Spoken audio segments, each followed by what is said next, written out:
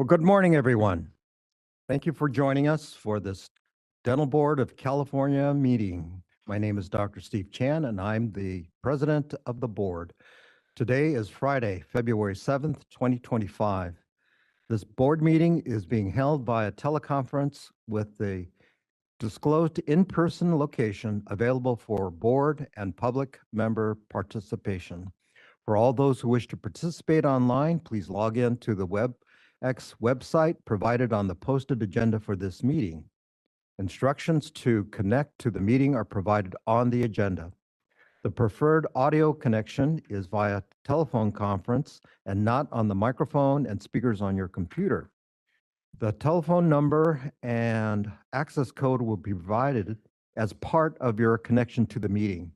During each call for comments from board members and speakers, we will ensure that all comments can be accommodated or heard before proceeding with the agenda. This is an official business meeting of the Dental Board of California. The board welcomes public comments on any item on the agenda. It is the board's intent to ask for public comments prior to the board taking action on any agenda item. The DC moderator will explain the process for providing public comment shortly. For individuals participating via WebEx, when called upon, the moderator will give the individual permission to unmute themselves, and they will have 2 minutes to make public comment. The moderator will audibly announce when 30 seconds remain to conclude the public comment. After the 2 minutes have elapsed, the individual will be placed back on mute. Only one public comment per agenda item is allowed per attendee. We ask that all speakers please stay on topic and not repeat testimony already provided. If you agree with the testimony already provided, please just state your name and that you are in support of any comments previously provided. I will now like to ask the DC moderator to please explain how the public comments are taken during this meeting. This is the moderator of the meeting. For the purposes of today's meeting, when the board president opens public comment, members of the public who would like to provide public comment at the DCA location in Sacramento can approach the table and microphone at the front of the room.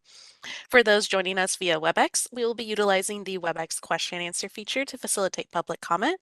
When the board reaches a point in the agenda at which public comment is appropriate, the question and answer feature will be turned on, and members of the public may indicate that they would like to make a comment, inserting the phrase, "I would like to make a comment," in the question box, which is typically at the lower right-hand corner of your screen. We'll also be recognizing raised hands, and if you're an audio-only participant, you can raise your hand by pressing *3 on your device. The moderator will then call on the individual, and give the individual permission to unmute their microphone. They will be given 2 minutes to speak and make their comments. At the conclusion, that individual will have their microphone muted, and we will move on to the next member of the public who has a comment. Please note that the question and answer feature is being used only as a means for members of the public to represent that they would like to make a verbal comment. This is not a means to ask questions of the moderator or board members. Questions submitted using this feature will not be answered. When making your comment, please be sure that the comment is directed at the host in the dropdown. While you are free to express criticism or negative views for the sake of members of the public participating on the call, please do not use profane language when making public comments to the board. I will provide a brief reminder of this approach at the start of each public comment item. Thank you. This meeting is called to order. There are 2 board members participating in this meeting remotely. Each board member participating remotely must disclose whether there are any other individuals 18 years of age or older present in the room at the remote location with the board member, and give the general nature of the member's relationship with each individual. Dr. Forge, is there anyone 18 years or older present in the room with you at your remote location? No. Thank you. Dr. Thakur, is there anyone 18 age or older present in the room with you at your remote location? No. Thank you. Board members participating remotely are reminded that they must visibly appear on camera during the open portion of the meeting. If the remote member experiences any trouble with visibly appearing on the camera, the member shall announce the reason for their non-appearance when they turn off their camera, such as due to challenges with internet connectivity. I will now ask the board secretary to please call the roll. Good morning. This is Dr. Lily Larine, Board Secretary. I will call the roll. Chan, Jan, here, present. Chang, Chang, present. Chang, present. David? David? Absent. David absent. Felsenfeld? Felsenfeld, present. Felsenfeld present. Forge?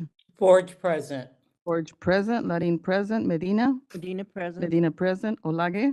Olage present. Olage present. Takur? Takur present. Takur present. You? You present. You present. We have a quorum. Thank you. We'll now move on to agenda item 23, Board President's Report on Closed Session Items. We're on page 339 of the meeting materials.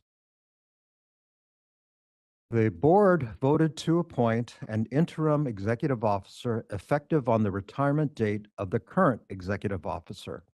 An announcement regarding who the appointed person will be made after the confirmation of the satisfaction of all executive officer appointment requirements. In addition, the board voted to reject and submit a counteroffer to a proposed decision settlement, stipulated settlement. It also voted to reject a stipulated settlement and submit a counteroffer. The board also voted to adopt a decision. The board voted to reject and remanded the decision, and the board also voted to grant the motion to accept a default decision. Are there any in-person comments? Seeing none, are there any public comments from individuals participating via WebEx? DCA moderator, please facilitate the lines for public comment. This is the moderator for members of the public on WebEx. If you would like to make a comment on this item, please click that raise hand icon or the Q&A icon. And audio-only participants can raise their hand by pressing *3 on their device.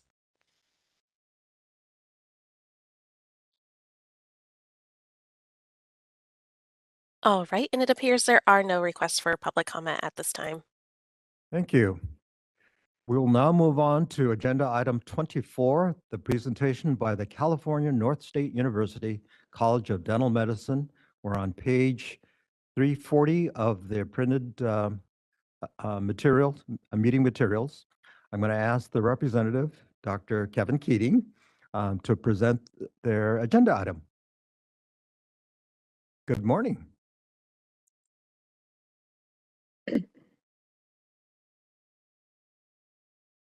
Turn on the mic. That one down there. Good morning. I want to thank the board for having California North State University present today on our College of Dental Medicine development. It's important because there is a next step in this process of accreditation that the board is interested in, which is the accreditation after we graduate our first cohort of students, and then we end up submitting application for authorization to conduct business in California. So anyway, I'd like to begin with a little bit of background history on the university here. So if I go on to the next slide, please. So I want to give you what is our current accreditation status, present a brief tour of the college if we get time for that. And obviously there are question and answer periods, so I'm trying to do that in a short period. I'll go through this very quickly. You may have had a chance to look through the slides or not, but I will proceed as quickly as we can so we can make sure to answer any questions the board may have for me. Next slide, please. So what is our current accreditation status? And so this is a question I get asked a lot. And to be very clear, you can go to the next slide here. You have to be fully accredited to even take a first student. All right, so that is the process is different for every academic healthcare institution. We first went through many different steps in this process. We'll go to the next slide. So we're approved by WASC. WASC is the accrediting agency for all colleges and graduate programs in the Western United States, and extends all the way out to the island of Guam. We were accredited by the College of Dental, by the university was accredited in 2008. 2019, the university applied to add the College of Dental Medicine. It already had 5 other colleges, healthcare colleges. It is an academic healthcare institution started by 20 pharmacists and physicians, all interested in increasing access to care by providing increased healthcare trained professionals here in California. 2021, we received initial accreditation from CODA. CODA is the accrediting body for dental education. And we are pleased to have that start in 2021. We did have a bit of an adventure because of COVID. We were the first institution in the United States to be canceled 48 hours before our accreditation site visit. That was a blessing and a curse in the same thing. Curse because it delayed our accreditation, but it was a blessing because we got to do two things. One, take a deeper dive into this new innovative curriculum that we had planned on doing, which is an integrated biomedical curriculum that is integrated with the clinical sciences. That was because we're dealing with a much more medically complex patient population today than when I first graduated years ago, and we are having much more challenges in trying to get integrated into the medical system, and we're dealing with patients that we have to actually integrate into our practice that have much more complex medical problems to deal with today. And I'll just say the last decade of my life, I dealt with more life-threatening dental infections with patients who had comorbidities than I did in the first 30 years of my career. So this drove a big section of our attempt at the university to make a much more complex medical dental training program. Next slide. So quick summary, 2008, California University was accredited. 2017, the accreditation was reaffirmed by WASC. 2019, we had the substantive change with approval to start the College of Dental Medicine. And 24-25, we're going through the university accreditation, which our site visit happened to be last week. And we have got a happy smile from all the things and anticipate a full reissuance of the accreditation in the July summer meeting of WASC Commission. Next slide. So the Commission on Dental Education is the dental educating body. Once again, 21 of August, we ended up with initial accreditation. In 22, we accepted our first cohort of students. In 2023, the initial accreditation by WASC is a ongoing cycle of accreditation. Instead of being a 7-year cycle, it is a 2-year cycle. So essentially, you're going through submitting data every 6 months on the progression of your program. And so in 23, we had our interim initial accreditation. Accreditation was regranted, all the subsequent documents. We just received a notice verbally last week that our documents submitted in December also accepted by the commission. January of, it actually will be in April of this year, not January of this year. We have our site visit for our 2025 accreditation. And by August, we anticipate having a decision, a favorable decision from the commission. And then if that occurs, as we anticipate, we'll be submitting to the dental board in August, the letter from the commission for your review. Next slide. So integrated biomedical curriculum. So a quick summary of the elevator speech, if I may. How does that work? So we have done a deep dive into this integrated biomedical curriculum, and what it is starting from day one, we're doing a systems-based, healthcare systems-based approach to this. So cardiovascular, systems-based pancreas, I'll use that to make it simple. So, and they don't take parallel courses in anatomy and physiology and pharmacology. And then all the other in pharmacology, how do they manage diabetes if they have diabetes? We start with that. They get it all tied into this integrated curriculum. We're getting the anatomy, where is the pancreas located? It's physiology. What does it do? It's pathology when it's not working. It's pharmacology to manage that. And then they also get, it's tied together because the course starts off with a medical history that's tied to a dental problem that the patient presents with. And they have to reconcile the medical history in light of the patient's dental needs and what the impact on the dental needs that patient would have. So what does a hemoglobin A1C of 5 versus 7 versus 9 versus 13 mean for your treatment decisions on that patient who's sitting in the chair? That starts from day one. The clinical science, they get a parallel case history. So if they're learning about operative dentistry, they're also having to reconcile the medical history and also consider the same medical decisions that would impact their decisions for providing the dental care. And that starts day one. It's tied together at the end of the week. All classes, all cohorts are required to attend a Friday grand rounds. And now we're in our fourth cohort, and it is actually what the envision was of D3s, the D4s, the third and fourth year students are providing cases where they lead the discussion in small group learning through this, where they end up presenting the medical history. They have to, the courses in the small group learning reconcile that, and then they learn about the dental history and they report this out. So it is from D1, the D3s and D4s are leading that in each of the small groups, and that is working better than we had anticipated. Next slide, please. So we kind of went through this. We can move on real quick here. So a little bit about the campus. Well, the campus started first in Sacramento campus is where we will be located now. If you see the upper left-hand corner, that is the North Thomas campus, the Arco Arena, that was the original home of the Sacramento Kings permanent location, has been torn down. And we had hoped to be part of that property there, but the delay, the city of Elk Grove decided that they no longer wanted a hospital and or a dental school in Elk Grove. So we kind of got looking for other properties. So the North Thomas campus will be the hospital, be where the medical school will be moving probably in a decade or two. We're located in the Sacramento campus, which is a former state property that we renovated. It's a 140,000 square foot facility, which we renovated into an academic and clinical center. The Elk Grove campus is where the College of Medicine and the College of Pharmacy currently are. It is the home of those campuses and where our temporary facilities have been for the last 4 years. In the Rancho Cordova campus is the undergraduate program, which offers a degree in health sciences for those interested in any one of the health sciences. We just added a nursing program, which was just accredited a month ago. So next slide.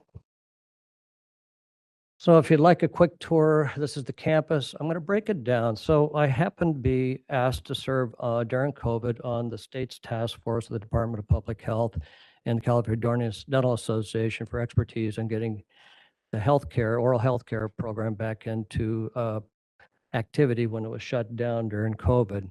And one of the things we knew at that time was it was an aerosol transmitted disease. What we didn't know is that the PPE, the protective gear that we wore, actually provided better protection than we anticipated. What we didn't know in that time was that healthcare professionals, ENTs, emergency personnel were all dying at a higher number in certain countries around the world. Simply because the lack of the transmission of the aerosols, we didn't know it was the droplets or the small viral particles that were carried in the air at that time. So we designed our clinic. Instead of a dental clinic of 180 operatories in one room, the dental schools around the world were shut down because they had one room with an operatory in each for the 4 corners to provide care during the emergency process. We broke our clinic up into 10 treatment groups of 18 operatories so that we could isolate the future aerosol generated infection that's going to happen. And in my life, this is my 2nd pandemic, my 8th epidemic. And so I know it's going to happen again. And that was what led our decision to design a clinic that was a little different for a dental school. And we actually developed it with an aerosol isolation strategy of negative pressure in the treatment rooms to draw air out of the building and then dump it outside or to filter it. Because we learned that the PPE did lead to no transmission of aerosolized infection in the dental environment, we have left that plan there, but not employing in the negative pressure here, but it's easy to convert it. Just we thought in construction costs, we'd save about, 8 million right off the bat just in aerosol and managing that. So we do have a new design. We have area left for growth of the program, which is highlighted in the yellow circles on the monitor. Next slide. And so this shows just how those operatories are divided up. Each operatory has its own waiting room for dispersion of patients as opposed to one giant centralized waiting room. Has a dispensary area to collect instruments so they can be then transported in closed carts to central sterilization, the decontamination and cleaning and sterilization area. Next slide, please. And this is what it looked like at one time. We'll quickly go through these. Next slide, please. And now we have a dental clinic here. We did also design our clinics to have walls to mitigate transmission of aerosols between operatories. We using this 3 zones there to try to mitigate transmission, zone 1 and 2 and 3 being the ones where most aerosols are transmitted to others. Next slide, please. This is a central sterilization decontamination. There's a hospital level sterile decontamination sterilization area. Next slide.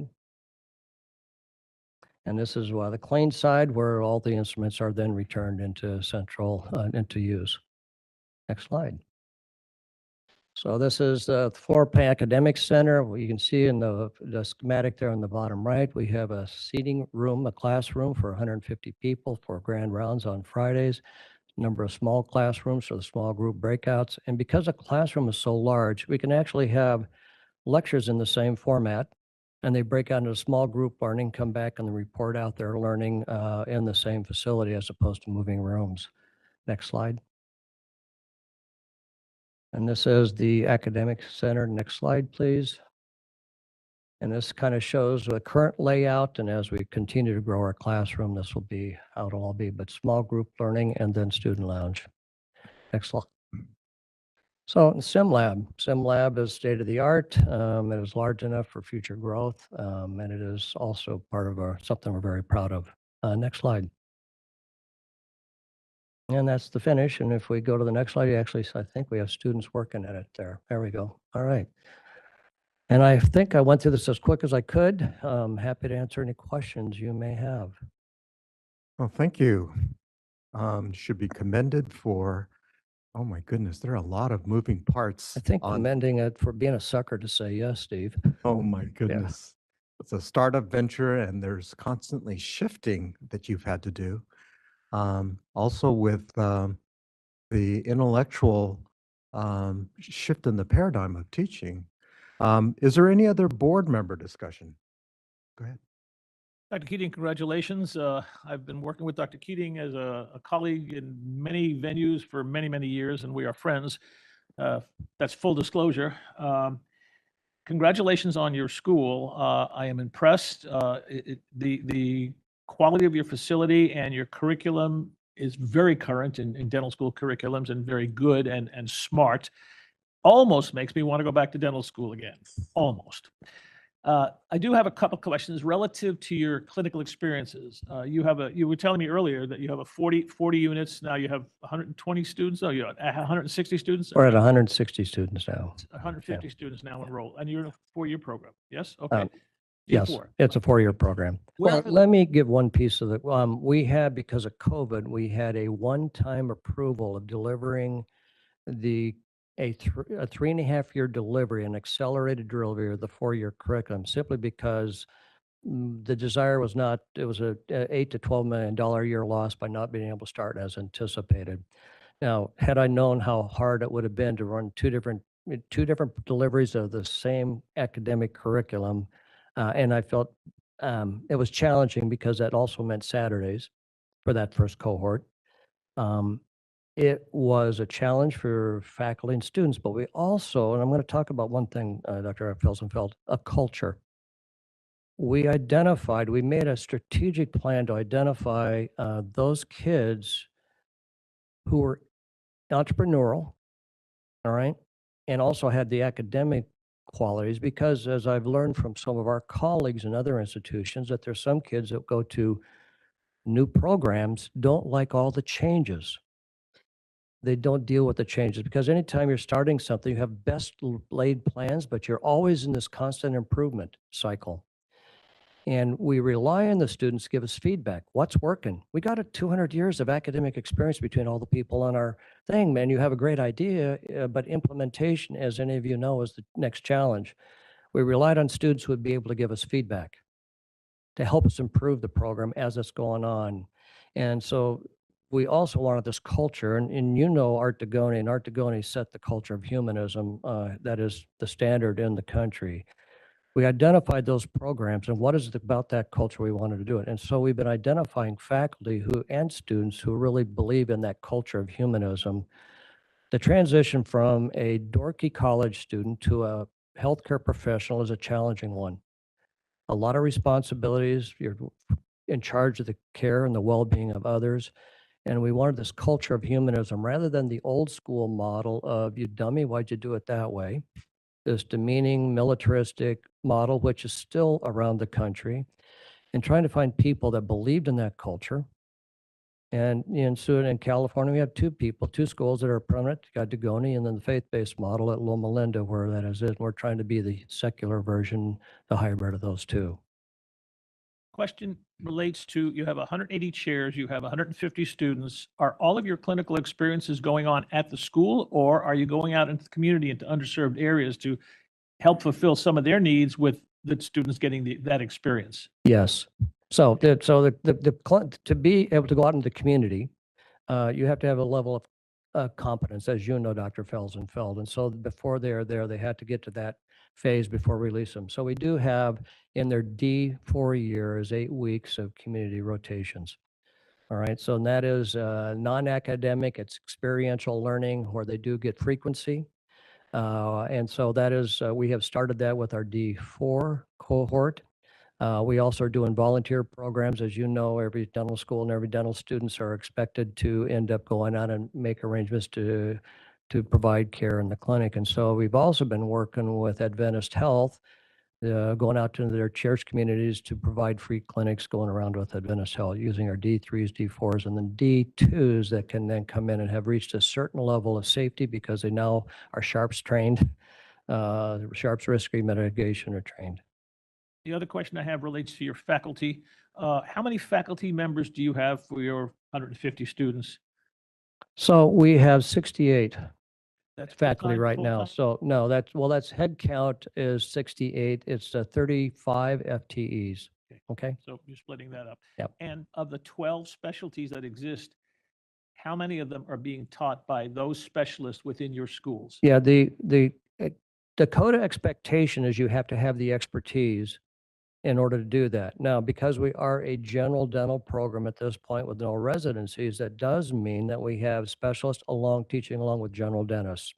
You are using some, is what you're saying? Yes, and it's a challenge at all the colleges around the world, around the United States. There is a shortage in the specialty category, but we do have faculty that cover all the areas of expertise. We also have been blessed to find, some of the more esoteric specialties that are part of our faculty. So that has been some of your people that you might know from some of your programs. Maxillofacial surgery, is that what Pardon? you're saying? Congratulations. Yeah. This sounds wonderful. It sounds like Yeah. you're doing a good It's- job. And It's been a we're heavy looking lift forward to the and, graduation in well, in thank May. you. Is there any other board discussion? Seeing none, there is no action requested at this time on this item. It's informational only. Are there any in-person public comments? Seeing none. Are there any public comments from individuals participating via WebEx? DCA moderator, please facilitate the lines for public comment. This is the moderator for members of the public on WebEx. If you would like to make a comment on this item, you can click that raise hand icon or the Q&A icon. And audio-only participants can raise their hand by pressing *3 on their device.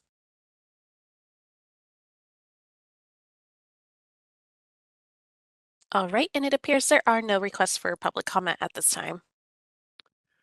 Thank you, Dr. Keating. I do And have a question for the board, just to make sure I understand correctly.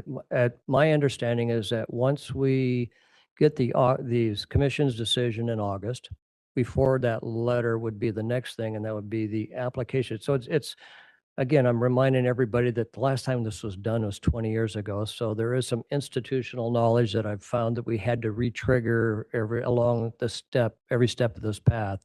That's my understanding. Is that a reasonably good understanding?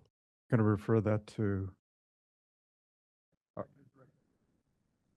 Repeat the question, Kevin. Yeah, so at some point, we are to submit what I understand from prior communications that once we graduate our first cohort, we then can anticipate a formal letter from the commission, CODA, on our most recent accreditation status. And then based on that letter, the board then issues their next approval for operations or whatever the formal pass would be. So that's my understanding. I'd have to look into our actual procedures, but I'm Okay. happy to touch base with you after the Okay. board meeting so that we can clarify. I appreciate that. It was really kind of what we went through both other occasions. So I just want to make sure that nothing has changed dramatically because there's been a lot of uncertainty in the past. Okay, So Dr. Keating, if you could submit it in writing, that would be we'll helpful. do that. You bet. Thank Thank you you. very much. All right, let's move on.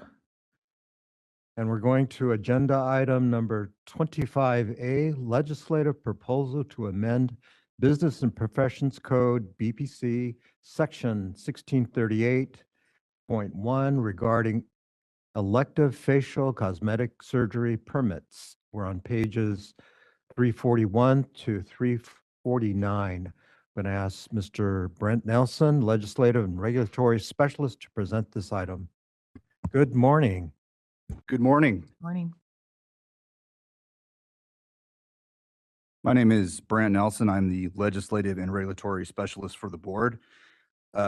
This morning, I'm joined by my colleague Jody Ortiz, who is Chief of Licensing and Examination. Ms. Ortiz, would you mind presenting this agenda item? No, I don't. Good morning. Good.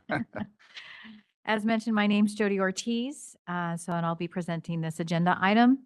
The committee meets as needed on a quarterly basis to review and discuss applications. Upon complete review of the applications, the committee shall make recommendations to the board on whether or not to issue a permit to an applicant. The board, sorry. At the August 2023 board meeting, staff presented a legislative proposal with various changes to address questions and concerns regarding the EFCS permit limitations. These changes were approved by the board with the Sunset Bill of 1453. However, subdivision E1 was not changed and still authorizes issuance of a permit that contains limitations if the credentialing committee is not satisfied that the applicant has trained or competence to perform certain classes of procedures. The term classes of procedures is ambiguous in the context of the new EFC permit categories mentioned, which are, I've gone over this before, but I'm going to go over those again. The two categories, which is category 1 procedures, which consist of cosmetic contouring of the osteocartilaginous facial structure, which includes but is not limited to rhinoplasty or autoplasty, and category 2 procedures, which consist of cosmetic soft tissue contouring or rejuvenation, which includes but is not limited to facelifts, lip augmentation, and blepharoplasty. And the board's sunset review identified issues with the EFCS permit qualifications, which was amended to clarify the categories of the EFCS procedures for which an EFCS permit could be issued. However, amendments were not made, again, to the subdivision of E1 of Section 1638.1 in the Business and Professions Code. The section still lacked clarity as the limitation that may be imposed on an EFC permit and whether the permit may be issued for only one category of procedures or both, or whether the limitation means limiting the types of procedures that may be performed under a category. And so what we're asking is that we, although the board has approved the amendments of subdivision E1, was inadvertently missed and the amendments were not made. So for consistency with the categories of the EFC permits, staff are recommending amending 1638.1 subdivision E1 to remove unnecessary language regarding issuance of an unqualified permit and clarify the permit category limitation rather than permit limitations on the class procedures. Also, staff are recommending a technical correction to subdivision G to remove an errant comma. Are there any board discussions on these recommendations by staff? There's a request on page 344 for a motion. Can I get a motion to choose? Go on. I move, I guess I'll read it into the record. I'll remove that the board shall appoint a credentialing. Is this what you want to read, this area right here? The motion. Well, the motion is to go with option 1. That is correct. Is that good enough to say that? Yes. All right, so let's go. I move that option 1 is to approve for submission to the California State Legislature, the legislative proposal to amend Business and Professions Code Section 1638.1 regarding elective facial cosmetic surgery permits. You second. You second. All right. Is there any other board comment on this? Okay, are there any in-person public comments? Seeing none, Are there any public comments from the individuals participating via WebEx? DCA moderator, please facilitate the lines for public comment. This is the moderator for members of the public on WebEx. If you would like to make a comment on this item, you can click the raise hand icon or the Q&A icon. And audio-only participants can raise their hand by pressing *3 on their device.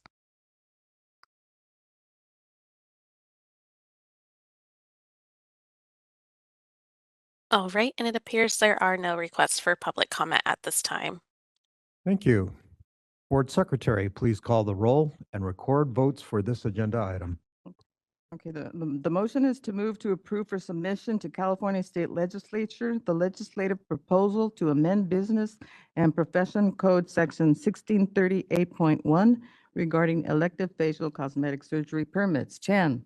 Chan, aye. Chan, I. Cheng. Chang, aye. Cheng, I. David. Absent. Felsenfeld. Felsenfeld, aye. Felsenfeld, I. Forge. Forge, aye. Forge, I. Larin, I. Medina. Medina, aye. Medina, I. Olage. Olagi, aye. Olage, I. Thakur. Thakur, aye. Thakur, I. You. You, aye. You, I. Motion passes. Thank you. We're going to move on to agenda item 25B, legislative proposal to amend BPC section 1725, 1750, 1753.52, and repeal sections BPC section 1754.5 and 1755 regarding dental assisting courses. We're on page 350 to 365 in the meeting materials.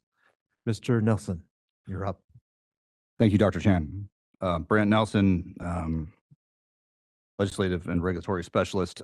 So on page 350, what we have is, this was the first option we presented. What happened was after the sunset bill, as the board is well aware, we had some implementation issues as to infection control and radiation safety courses. And so the goal of this is to resolve these concerns. And prior to the meeting and at the front desk, when you folks walked in, you might have seen this new proposal here that the board prepared and distributed. And that's what I'm going to be discussing.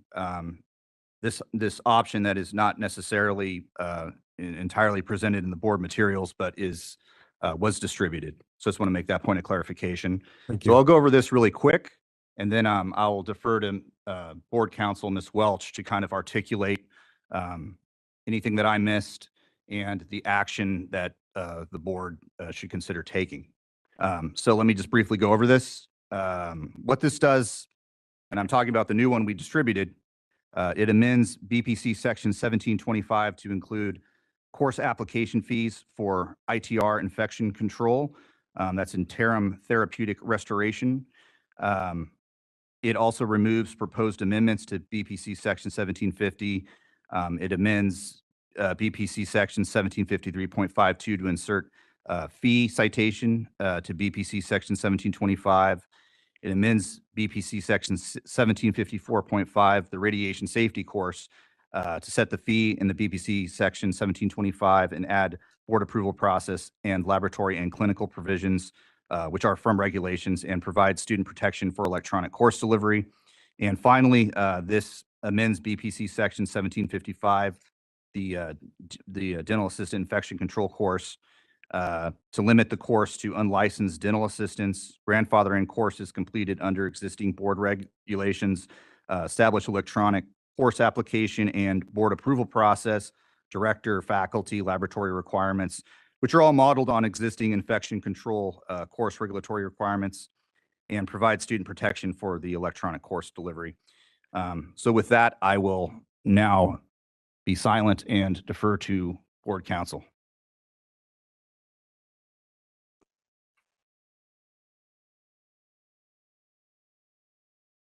I'm not sure how much time you folks have been able to spend reviewing this last minute legislative proposal, but there's just a few things I want to make clear.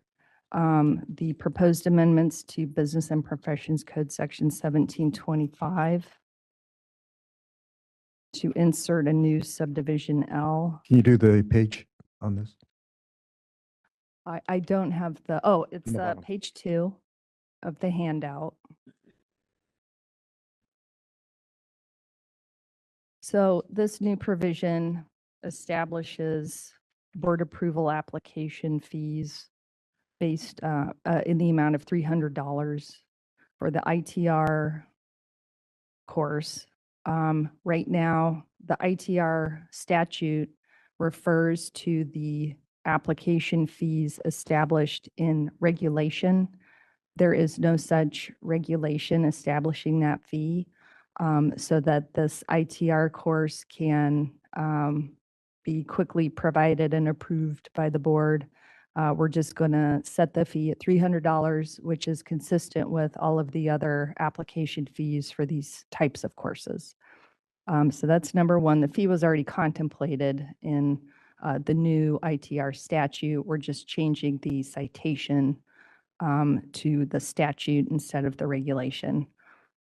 This provision would also establish the approval application fee for the radiation safety and infection control courses added by SB 1453, and set those fees similarly at $300.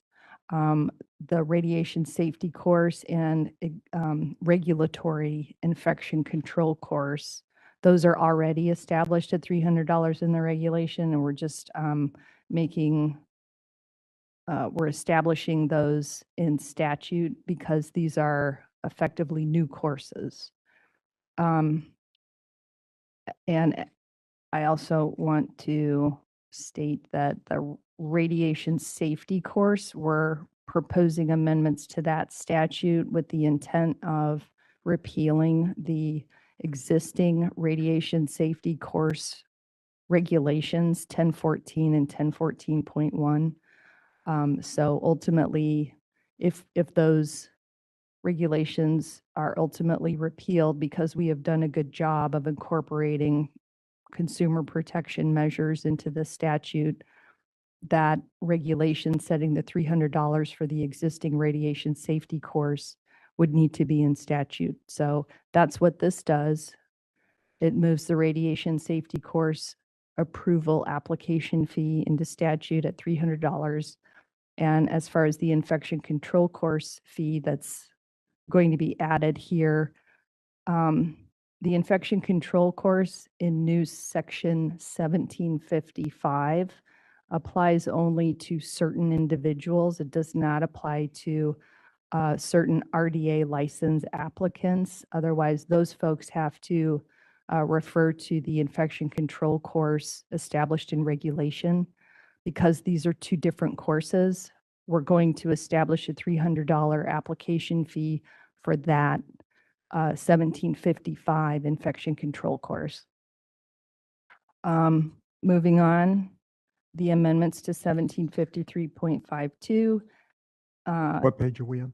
Page 2. Okay, still, okay.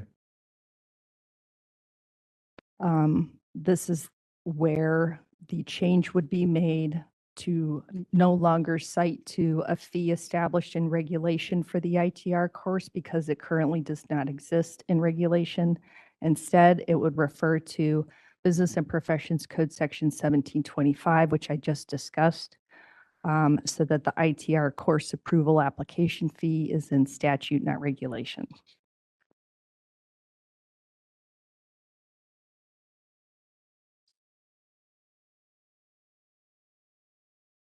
On page 7,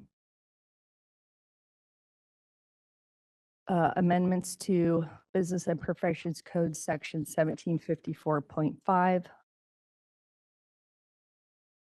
Go ahead. We're adding some additional clarifying language so that the board, in lieu of conducting its own investigation regarding an application to offer a radiation safety course, the board could accept the findings of any commission or accreditation agency approved by the board and adopt those findings as its own. A lot of the changes contemplated in this statute were previously reviewed and approved by the board in the dental assisting course rulemaking. I believe those materials are posted on the board's August 2023 board meeting. So this reflects the changes the board previously reviewed and approved, with the understanding that the dental assisting education program and course rulemaking is currently on hold pending revisions by the board's regulations council. But we tried to reflect in these amendments the modernization of those regulations that were previously requested by the board. So the proposed amendments also establish laboratory and clinical instruction facility requirements. These are also modeled on the language previously approved by the board for that dental assisting education program and course rulemaking.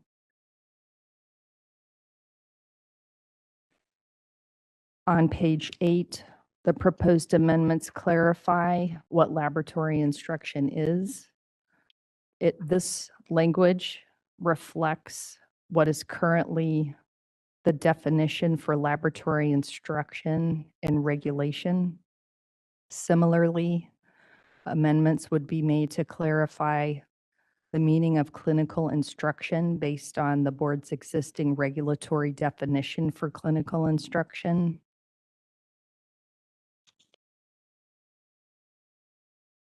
On page 9, the amendments would establish some protocol for offering the course, the didactic instruction portion through electronic distance learning. This is intended to protect prospective students of the course, so they are aware of the computer technology requirements to successfully complete the didactic instruction through electronic distance learning modalities, and also provide them with technological assistance if they're having trouble connecting to the course. We're inserting this to protect students with the understanding that the board is not an educational oversight entity primarily. The board is primarily a licensing and regulatory body. So we're doing the best we can to provide some protection for students taking these courses through electronic distance learning modalities.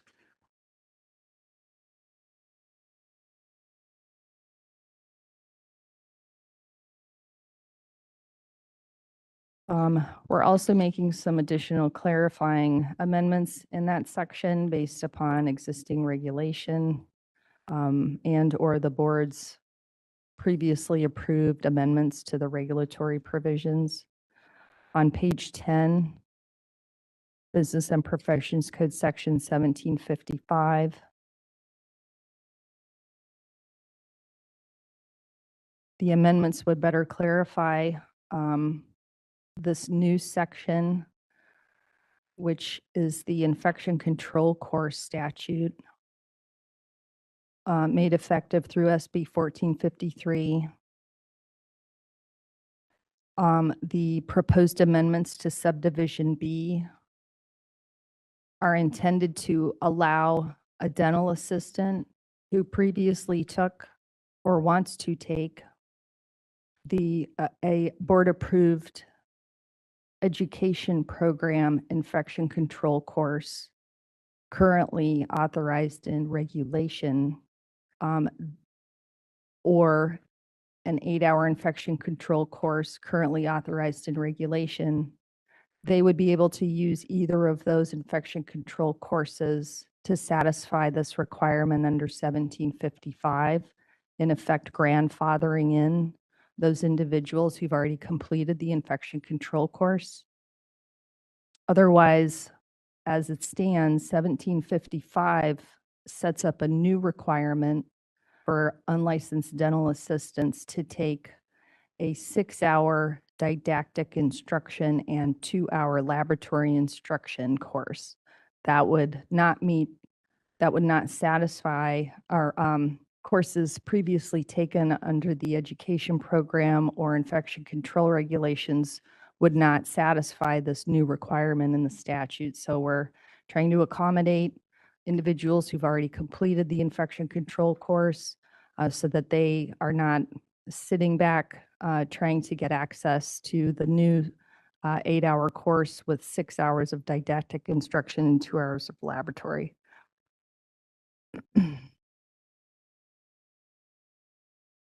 The amendments, continuing on page 10, establish clarifying amendments for how to apply to offer the infection control course. Page 11 continues those clarifying amendments to establish the information that needs to be provided in the application. As these provisions related to the course director requirements are based on existing regulation. This would establish requirements for course documentation modeled on the regulations.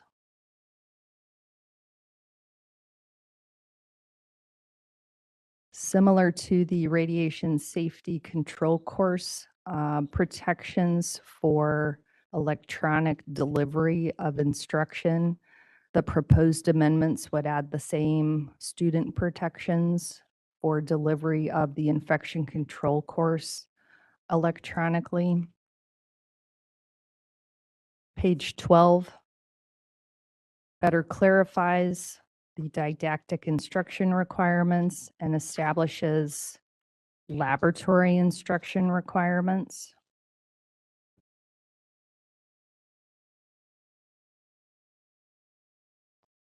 Page 13, the amendments would require the student to pass a written examination reflecting the infection control course curriculum.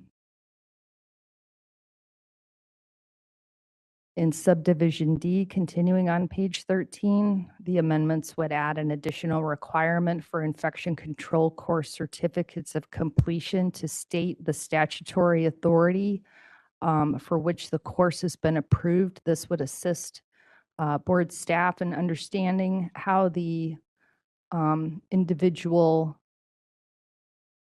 satisfied the requirement for the infection control course under Business and Professions Code Section 1755, whether they satisfied the requirement by taking a course under an educational program, regulatory infection control course, or electronic course as established in 1755. The amendments in subdivision E, continuing on page 13, would establish a process for board approval, denial, or withdrawal.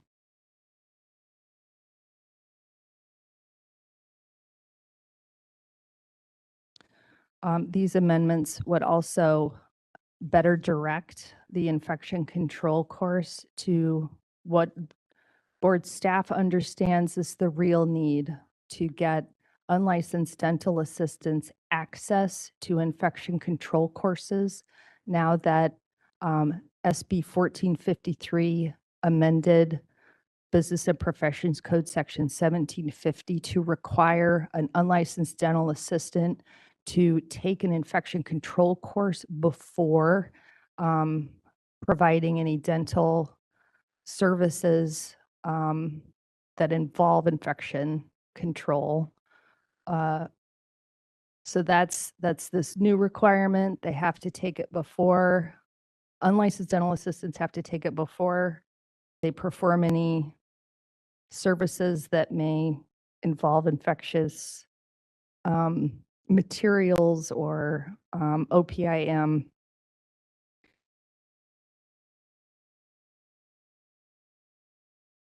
What we heard was dental offices in rural areas have limited access to the infection control education program courses and infection control courses offered under the regulation.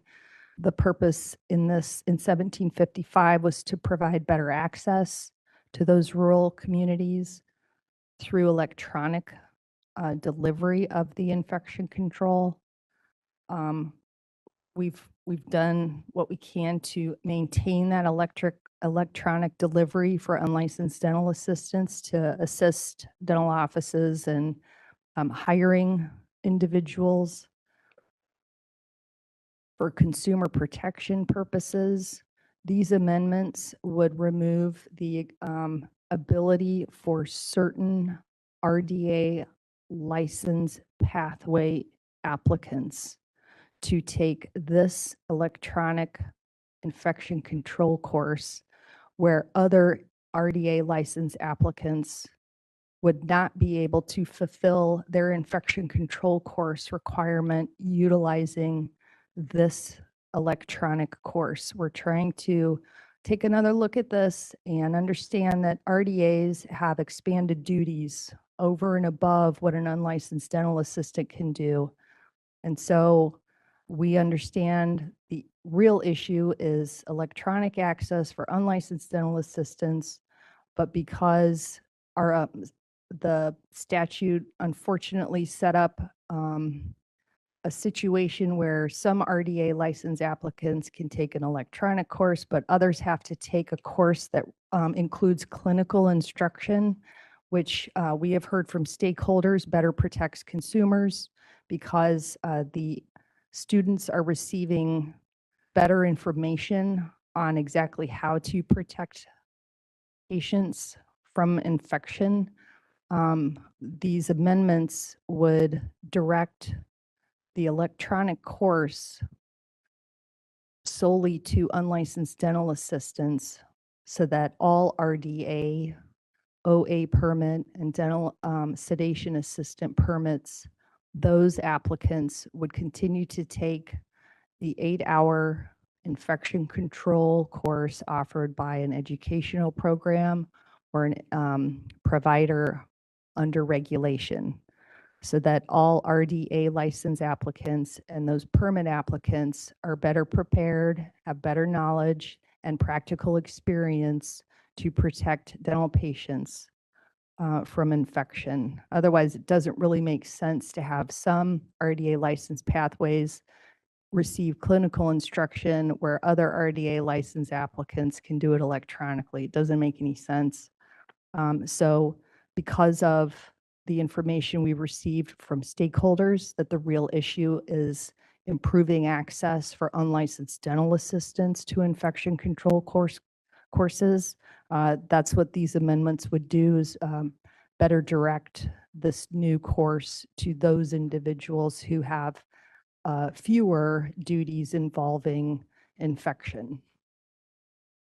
Thank you, Ms. Welsh. There's a lot of variables driving the amendments. Thank you for the explanations too.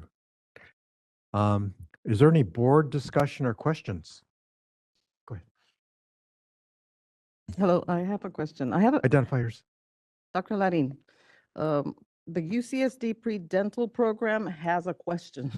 They have, it's the biggest pre-dental program in the country, and it's run by the pre-dental students. They have 4 or 5 clinics around San Diego, and they're worried about this 8-hour infection control because these pre-dental students volunteer at their clinics, and they want to know because they're not there like full-time. They only volunteer. They are prepared for infection control. They get 2 hours infection control. They get OSHA training. They get dental assistant basic training. But they want to know if it applies to them, the 8-hour infection control. I told them it would, but they think it would be a burden for them because of the cost. So I just wondered if the dental board could at some point create an online course or something that wouldn't cost as much for them to be able to take this course. They say it would be prohibitive and they wouldn't be able to volunteer. So I just have a question about the regulations on that for volunteers. And it probably applies to other situations too. Like in the past, we had CDA cares. We had all these situations with somebody go in and volunteer. Does this course apply to them?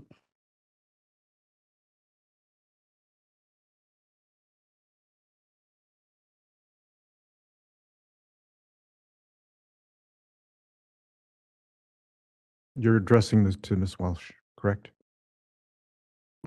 Hi, this is Do we Tina have anything? Have we Valerie. thought? Oh, Tina, okay. Oh, Go ahead, sorry. Tina. Hi, this is Tina Valerie, Chief of Dental Assisting and the License and Program Compliance Unit. And I guess what I want to comment and say is that this is a difficult question to answer on the fly. I've had this question asked previously, and the hard part is that in those situations, it's unclear to us if they're working in their capacity as a student under a dental program, or if they're working as just strictly a volunteer, and also what duties they're performing, because this infection control course is required strictly for those working as an unlicensed dental assistant. And so they would be performing the duties of an unlicensed dental assistant. And so if these students or volunteers, again, I'm not sure which they fall under, if they are performing the duties of an unlicensed dental assistant and working just strictly as a volunteer, then this course, I guess, technically would apply to them, but it's a hard question to answer without the specifics. So if those organizations want to reach out and I can talk with them and get the more specific situations, I could try to provide some guidance at a later time. Okay, thank you very much. Who was this? Tina. Okay, thank you, Tina. I'll let them know. You're welcome. Are there any other board questions, discussions?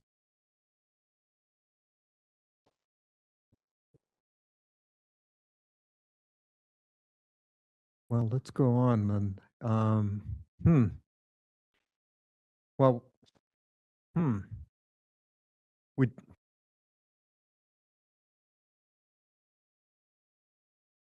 Okay. Let's proceed then. There's still questions on it, but let's proceed. Let's look at page 353 at the options on how to proceed with this. Go ahead, Mr. Nelson. Thank you, Dr. Chan. I just want to point out as a point of clarification, and Ms. Welch, maybe you can weigh in on how to best proceed here. It appears that the suggested motions language in here is incorrect. I take responsibility for that. That should not have been put in there. But it's kind of a moot issue because we are actually looking at this new proposal, which was not in the board material. So I'll defer to Ms. Welch on how to handle that. Correct. Oh, Right. So I think it's important to discuss the proposal that's in the meeting materials. Okay. Initially, we were talking with stakeholders after we presented to the board in November all of the practical and implementation problems with 1755. And after those conversations, we started trying to figure out how to amend the radiation safety course and infection control courses, the statutes themselves, and started to really think about the limitations of this board in coming up with appropriate educational course requirements. So we know that it is an urgent issue because 1755 for infection control courses is in effect. And we, as explained in the November meeting, the board staff is unable to implement that section right now because there are no regulations that assist board staff in implementing 1755. That process is going to take years. That also involves the dental assisting education program and course rulemaking that the board has been working on for years and continues to be on hold. So to quickly resolve these issues, because the board is also receiving a lot of communication from practitioners on how to comply with this new law, we thought, all right, maybe it's best to just repeal the radiation safety course and the infection control course. That way, existing regulations would continue to control while we work with stakeholders and flesh this out, with the understanding that unlicensed dental assistants need access to these courses. Following additional conversations this week, we realize that the legislature has spoken. They have created these 2 new statutes. And instead of repealing 2 statutes that were just put into law, it would be better for everyone if we tried to flesh out the existing statutes with appropriate provisions to resolve our concerns, but also maintain the electronic delivery for the infection control course. So that's why we're recommending the board approve the legislative proposal provided on Wednesday, that it's an additional meeting material. I can give you language for a potential motion, but you do have 2 separate legislative proposals before you for consideration.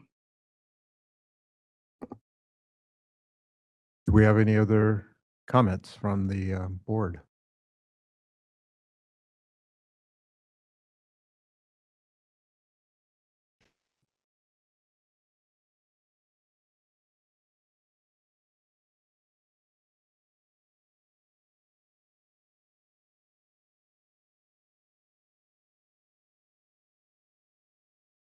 Is different.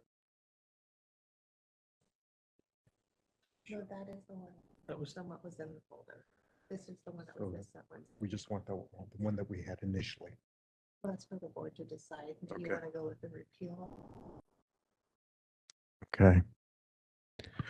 So for clarification, the question before the board is, do we want to repeal what was already there or amend it? Need discussions. A lot of moving parts on this one. A lot of implications too. Well, one way of handling it is to do this via providing a motion and just move it up or down. So we have the previous option for a motion. That's on page 353 is the supporting the proposed recommendation. And that's amending it and repealing the sections. Is that correct? Okay. Can we get a motion for maybe option 1 on page 353? To clarify, option 1 on page 353 reflects only the legislative proposal in the meeting materials. It is not reflective of the new legislative proposal provided to everyone on Wednesday. Right. So if the desire is to move the new legislative proposal that would amend 1754.5 and 1755 along with the others, but make no changes to 1750.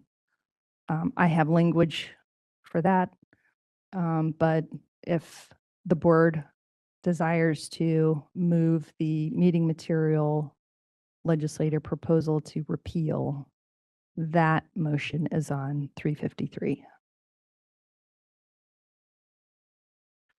Let's do this. Let's go ahead and have the materials on the board materials 353 on option 1. I'll move it and we can move it up or down and then go that pathway, whether or not to do the second option that we had on Wednesday, which is this material.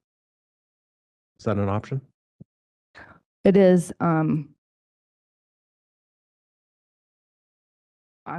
I think maybe you want to have a discussion as to why that legislative proposal is preferred over the new legislative proposal that board staff is recommending. Okay. Oh, I also need to make one clarifying comment. The amendments in the first legislative proposal to 1750 would have delayed the requirement for unlicensed dental assistants to complete the infection control course within, I think, 60 days of hiring. We offered that amendment because we were hearing from stakeholders that if we tried to resolve the board implementation issues with the infection control and radiation safety courses through repealing those statutes, and then having to work on, better fixes for that, then practitioners needed a way to access courses and would need a delay of implementation. So we were initially recommending changes to 1750 to respond to that concern.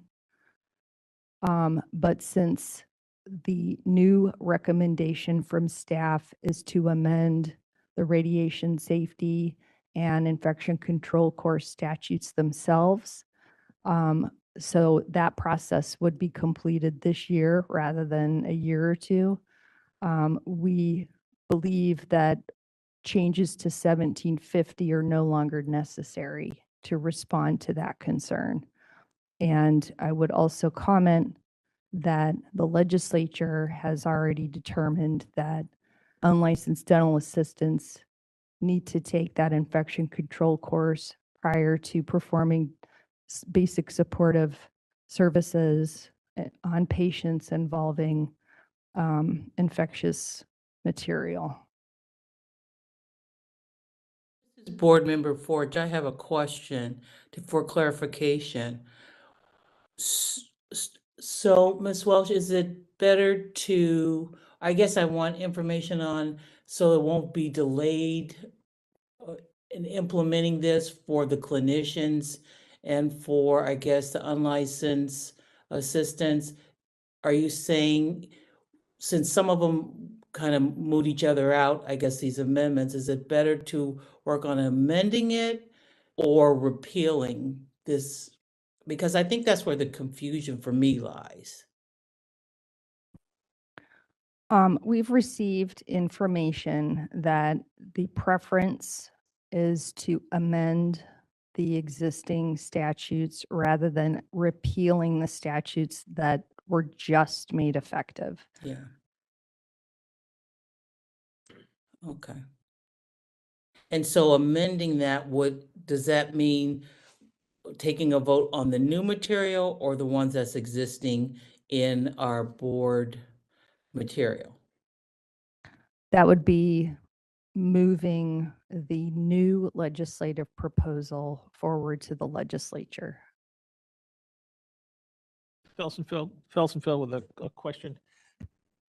Which of these two will be more facilitating of getting people doing things appropriately? You said one would be faster than the other. Which one of these two? I am confused about what we're looking at here.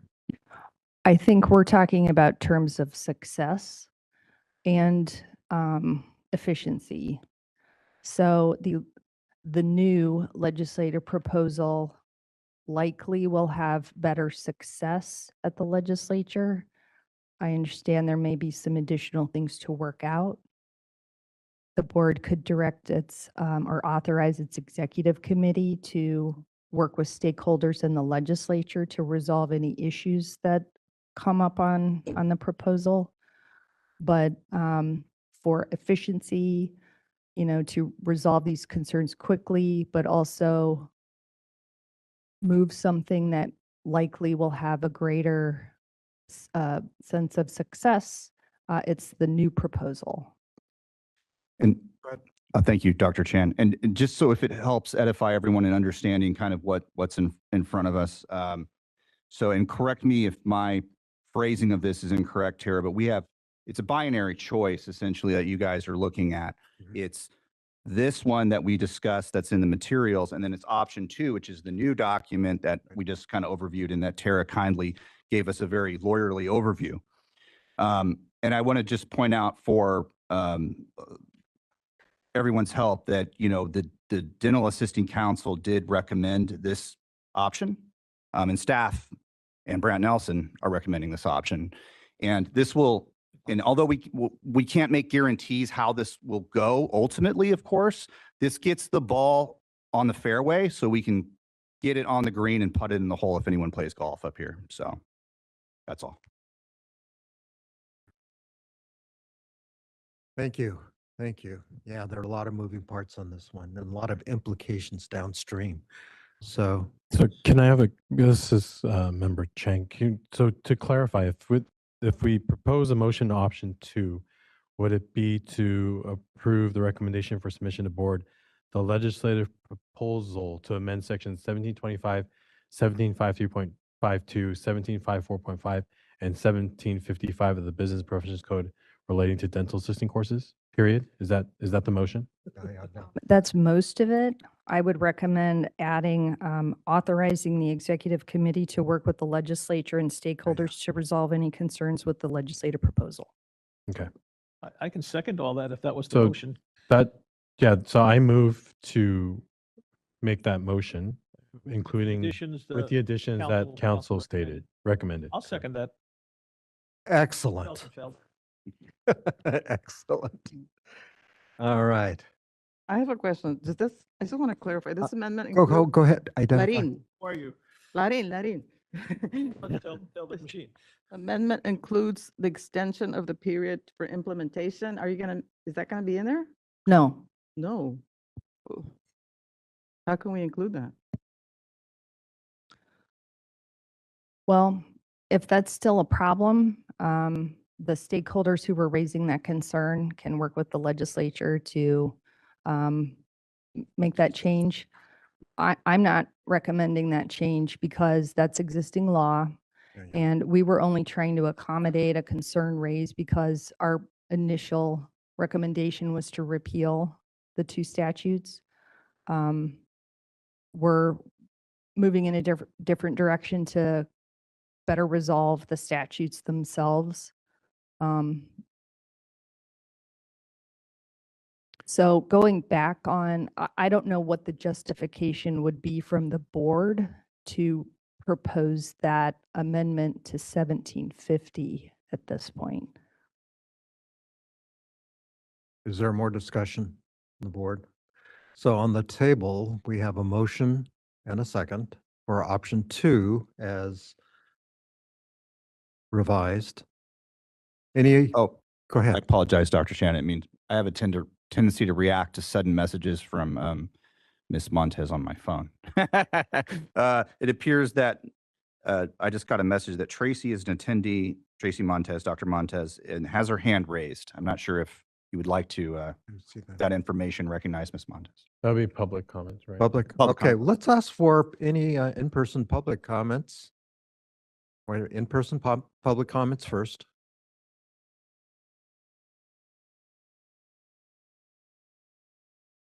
Where do I see the? Morning, Melody Randolph representing the Alliance. Couple of comments. Overall, as we've been talking about this for a long time, and this needs to be done, overall, with the compromises, we've gone back and forth with CDA and so forth. The Alliance believes that the new recommendation is the best compromise and achieves the best of what we all need to achieve here. So we're encouraged by the changes in here and the delineation between the virtual only being only for unlicensed DAs and the existing 8-hour infection control for anybody seeking licensure. So I think that was a great, we think that was a great improvement. There's a couple of issues in here, however, that I wanted to point out. 1754.5 on the radiation safety courses, there's, unless I'm missing it, which I've read it a couple of times, is not addressing any information on who the qualifications for the director or the faculty. So that's missing here. And is in the infection control course. So I think that needs to be added in here, and vice versa. C of 1754.5 regarding the reevaluation process is in the X-ray, but not in the infection control. So I think there's some things, and those are only two of the discrepancies that I'm seeing between the two. If you're trying to make these courses reflective and include the same information, I think that needs to be reviewed. And the tone of 1754.5 reflective on page 8 under E, where it says supervised experience performing procedures using study models. And then again, in the last sentence, supervised experience in performing procedures. The tone suggests that the student is doing this on their own with supervision, and we know there's general supervision for X-ray, so doctor doesn't even have to be in the building. We suggest that that word experience should be changed to instruction, because this is a class and it should be instruction. So supervised instruction performing procedures, not experience. And then I think there was one other, maybe not one other comment. And, and again, we agree with not including the allowance for 60 days to get the virtual course done. Again, if we're going to approve a virtual 8-hour virtual course, you could hire somebody on Monday, have them do the 8-hour course on Tuesday, and they could be working on Wednesday. Sufficient timing. Thank you. Would you submit those comments in writing? Absolutely. Absolutely. Thank you. Thank you. More public comment in person. Hello, Tuka Zokai representing California Dental Association. I'm thankful that we are diving into this significant concern for CDA members. As I shared at the DAC yesterday, we've seen a 25% increase in concerns related just to this issue. Now, while in the proposed amendments, there aren't amendments to 1750C, it is part of the agenda item, and that is where it talks about the course needing to be taken before exposure to blood and saliva, and CDA strongly recommends amending that language to 90 days. One of the reasons for this is that we've heard from our members that when they hire someone to be as an unlicensed DA, there isn't a course available, and while there is language about an online course being acceptable, currently one does not exist. So the reality at this time is the language is inaccessible because in those, before exposure to blood and saliva, especially if they're in a rural area, which is the most necessary area to have these unlicensed DAs working and helping support patients and the dental office, if they are not able to take the course, they cannot start.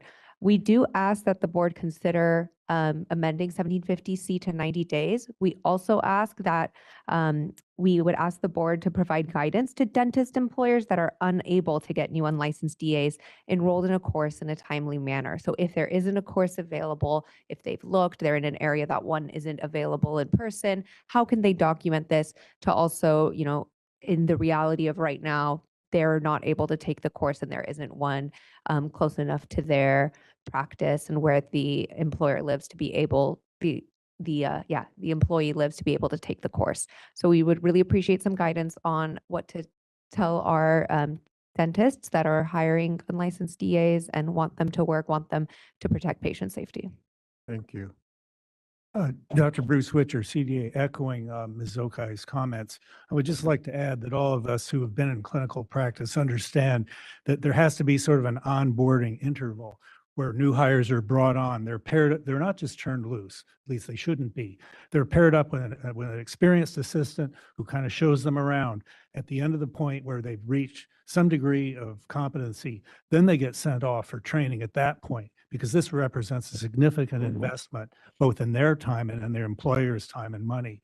So there needs to be this delayed implementation, I think, really from a practical standpoint, and to have an abrupt entry point where you're not even eligible to do anything until you take this course, I think is going to cause some problems. Thank you. Thank you for your comments. And if you could submit that in writing also. Yes, of course.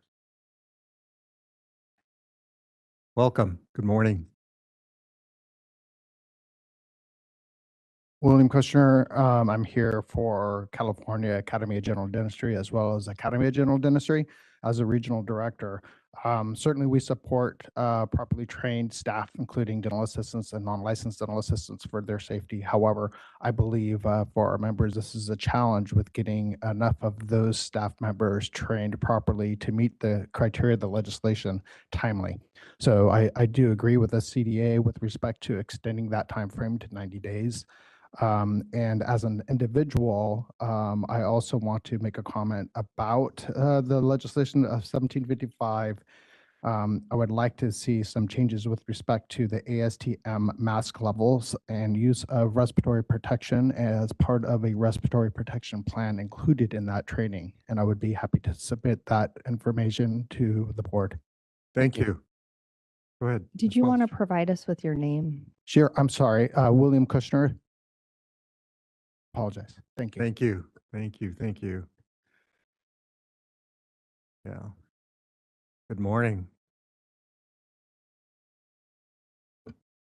Good morning. Sherry Becker, representing the Alliance. I concur with Melody Randolph's previous comments. Would also like to remind everybody too that the Dental Assisting Council did bring forward this at their meeting as well, and that was proposed and brought forward. The third thing that I would like to bring up is that the unlicensed dental assistant has needed to be trained in an infection control course since January 1st of 2010. And that allowed 120 days of employment, and that gave the employer 12 months to get their dental assistants in compliance. And so I just wanted to refresh memories, or maybe for those that might not be familiar with that had been in place since 2010.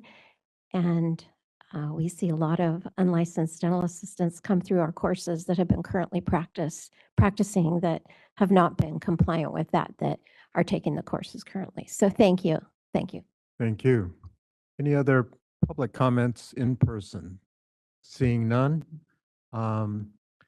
Let's see. Are there any public comments from individuals participating via WebEx? DC moderator, please facilitate the lines for public comment. We do have one on deck. This is the moderator, and for members of the public who are on WebEx, if you'd like to make a comment on this item, you can click the raise hand icon or the Q&A icon. And audio-only participants, you can raise your hand by pressing *3 on your device. I do have a request from Leslie Canham, and Leslie, you'll be given 2 minutes to speak with a 30-second warning. Please click the unmute me button when the prompt appears on your device.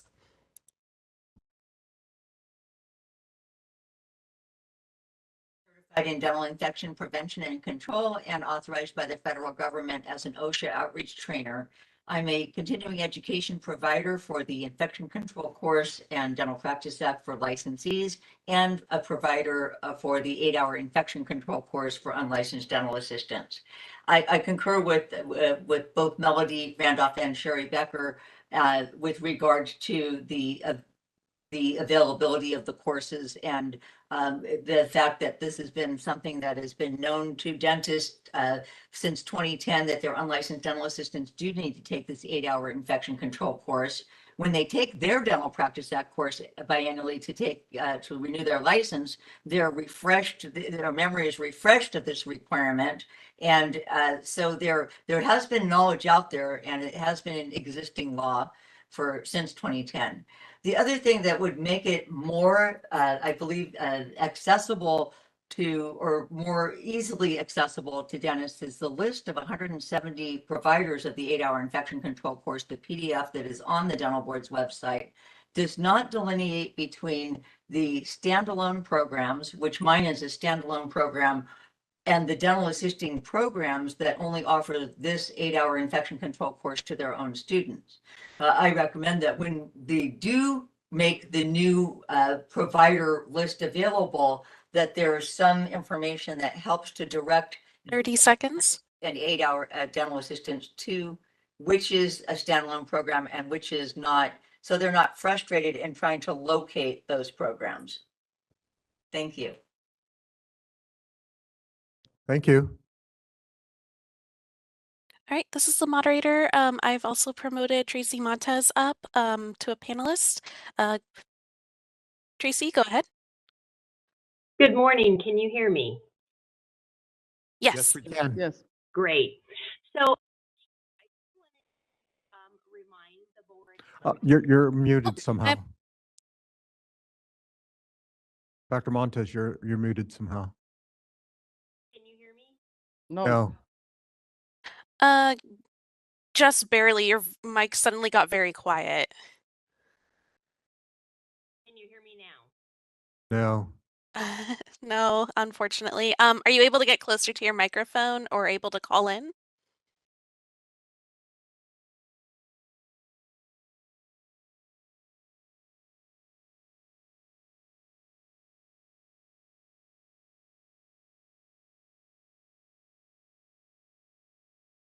So moderator, Dr. Montez is going off and coming back on again. Looks like she might be trying to adjust her microphone settings. Oh, and she's back. Can we try unmuting? You are currently muted. Can you hear me now? Yes, loud and clear. Thank you. Okay. Thank you. I just went onto my laptop. Okay. Well, Tracy? good morning. And Tracy? yes. This is Tara Welch. Can we make sure that we've completed all of the public comments online before Okay. the executive officer makes her comments? Perfect. Happy to go back on mute. Thank you. This is the moderator. There are no further public comment on WebEx. Very good. Thank you. Okay, Tracy Montez, Executive Officer. I just wanted to again remind the board, as I did the council yesterday, that this legislative proposal is an alternative being brought to the board in response to stakeholder comment. It is again in addition to what you saw in your board meeting packet. And the intent of this proposal is to again clarify certain sections that would allow the board to implement this provision of our sunset bill that the board clearly stated at its November meeting we could not do. We recognize that all of the details may still need some regulatory work, but again, in response to stakeholder concerns, this was the most immediate and best approach to take at this time. And that the intent here is not to vet it and change it, but rather to do that through as this proposal goes through the legislative process and or through the regulatory process. So again, we're trying to recognize the intent here was for a virtual option of this course, as well as it being taken immediately for unlicensed dental assistants. Those were the key public or consumer patient protections. And as Tara Welch mentioned, this can, comments can continue to be included as this proposal works through the process. But the goal today is not to pick apart each section or element of that, because we again are trying to stay true to what the legislature approved in Senate Bill 1453. And that was echoed again by Ms. Randolph as well as Ms. Welch. And so I would encourage the board to consider that the Dental Assisting Council recommended that the board approve the proposal as presented. And with that, I'll turn it back to the moderator and the board. Dr. Chan, President, thank you. Thank you. Are there any other comments for individuals participating via WebEx? This is the moderator. Appears there are no further requests for public comment on WebEx. Thank you. There is a motion before us, before the board, and it's option 2 with a caveat that the final form be facilitated by the executive committee. And it was Motion first by Mr. Chang and then seconded by Dr. Felsenfeld. Board Secretary, you're up. Please call the roll and record the votes for this agenda item. Option 2. Option 2. Board Secretary, call. The roll on motion is to approve option 2 With the caveat, with the caveat that the executive Yes. committee. Would you like me to read the motion? Yes. The motion is to approve the recommendation for submission to, Okay. hold on, approve the recommendation, for submission to the California State Legislature, the legislative proposal to amend Business and Professions Code Section 1725, 1753.52, 1755.4, and 1755 regarding dental assisting courses, and authorize the executive committee to work with the legislature and stakeholders to resolve any concerns with the legislative proposal. Okay. I'll call the roll. Chan? Chan, aye. Chan, I. Chang? Chang, aye. Chang, I. David? Felsenfeld? Felsenfeld, aye. Felsenfeld, I. Forge? Forge, aye. Forge, I. Larin, I. Medina? Medina, aye. Medina, I. Olage? Olagi, aye. Olage, I. Thakur? Thakur, aye. Thakur, I. You? You, aye. You, I. Motion passes. Thank you. And thank you all for following all these moving parts. We're going to move on to agenda item 26A, the 2025 tentative legislative calendar on page 366 to 368 of the meeting materials. Mr. Nelson, you're up. Thank you, Dr. Chan. Again, Brent Nelson, Legislative and Regulatory Specialist. This will be a quick one. I'm just providing the 2025 legislative calendar for information only. This kind of overviews what's happening in terms of deadlines at the legislature. No action is requested, and this concludes this very quick agenda item. Thank you. Thank you. And the report is informational. There's no action requested at this time. Is there any board discussion on the legislative calendar? Seeing none. Is there any in-person public comment? Seeing none. Are there any public comments from individuals participating via WebEx? DCA moderator, please facilitate the lines for public comment. This is the moderator for members of the public on WebEx. If you would like to make a comment on this item, you can click that raise hand icon or the Q&A icon. And audio-only participants can raise their hand by pressing *3 on their device.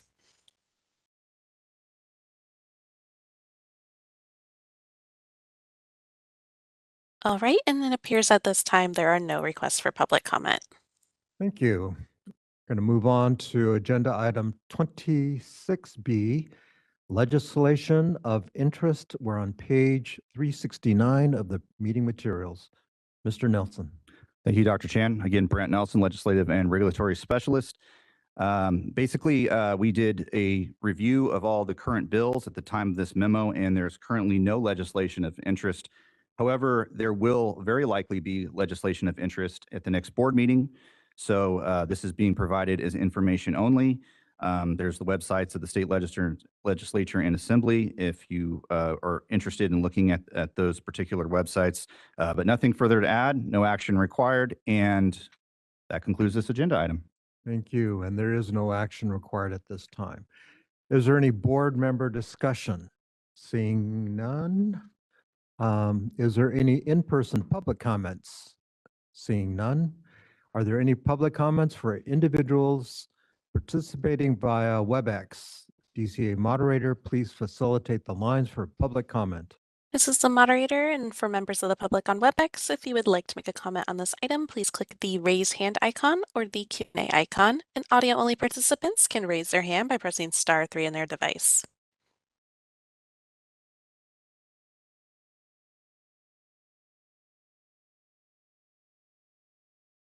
All right, and it appears there are no requests for public comment. Thank you.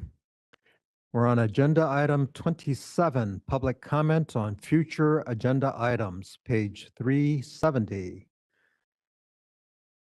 Are there any, first of all, any board comments? Seeing none. Are there any in-person public comments? Seeing none. Are there any public comments from individuals participating via WebEx? DCA moderator, please facilitate the lines for public comment. This is the moderator for members of the public on WebEx. If you would like to make a comment on this item, please click that raise hand icon or the Q&A icon. And audio-only participants can raise their hand by pressing *3 on their device.